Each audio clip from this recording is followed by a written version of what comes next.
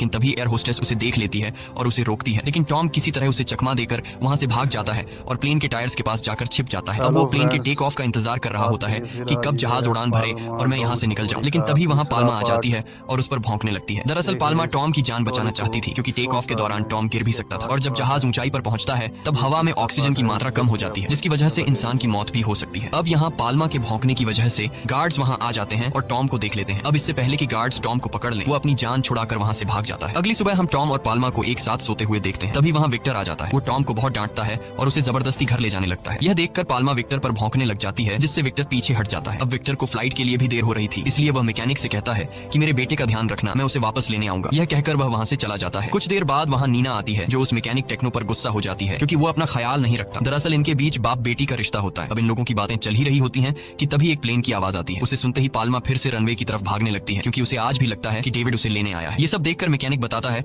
कि मैं पाल्मा को काफी समय से नोटिस कर रहा हूँ। वो सिर्फ उसी एक जहाज की आवाज सुनकर रनवे की तरफ दौड़ जाती है। यहाँ नीना टॉम और अपने पिता मैकेनिक को पाल्मा की पूरी कहानी बताती है। वो कहती है कि कुछ महीने पहले उसका मालिक उसे यहीं छोड़कर चला गया था। उसका मालिक जिस प्लेन में उसे छोड़कर गया था, वो उस प्लेन को देखते ही रनवे की तरफ भाग दौड़ती है, क्योंकि उसे लगता है कि उसका मालिक आएगा और उसे अपने साथ ले जाएगा। ये सब सुनते ही टॉम को पाल्मा से और भी ज्यादा लगाव हो जाता है। वो पाल्मा के पास जाता है और उसे कहता है कि तुम्हारी तरह मैं भी अपनी माँ को मिस कर रहा हूँ। ये कहकर टॉम की आंखों में आंसू आते हैं। अगले दिन टॉम एयरपोर्ट की एक एजेंट के पास जाता है और उसे पाल्मा के मालिक डेविड का एड्रेस मांगता है, लेकिन वो एजेंट प्राइवेसी इश्यू की वजह से उसे डेविड का एड्रेस देने से इनकार कर देती है। टॉम एजेंट से कहता है कि मैं डेविड के एड्रेस पे उसे बस एक लेटर भेजना चाहता हूँ, ताकि वो वापस आके पाल्मा को ले जाए। वहीं दूसरी तरफ पाल्मा हमेशा की तरह उस प्लेन के आने के बाद उसके पास जाती है और प्लेन से उतरने वाले पैसेंजर्स को देखने लगती है। तभी उसे एक आदमी दिखता है जो पीछे से बिल्कुल डेविड की तरह लग रहा था। ये देखकर पाल्मा को लगता है कि वो डेविड है, इसलिए पाल्मा उसके पीछे भागने लगती है और वह आदमी पाल्मा से खुद को बचाने के लिए टर्मिनल के अंदर चला जाता है और पाल्मा भी उसके पीछे टर्मिनल के अंदर घुस जाती है। इसी बीच लोगों में हलचल मच जाती है और पाल्मा अंदर काफी सारी चीजों को तोड़ देती है और पाल्मा भागते भागते उस आदमी के पास पहुंच जाती है।